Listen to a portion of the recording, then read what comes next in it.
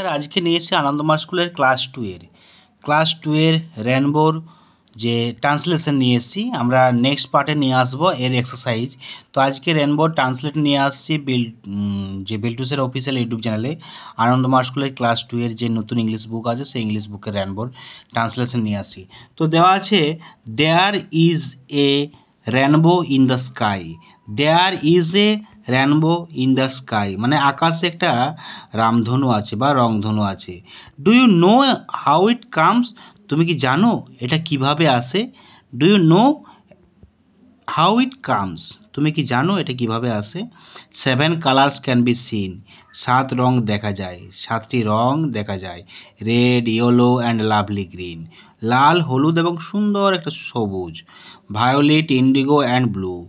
বেগুনি, নীল এবং মানে যে গাঢ় নীল এবং আরও নীল। There is some orange in it two.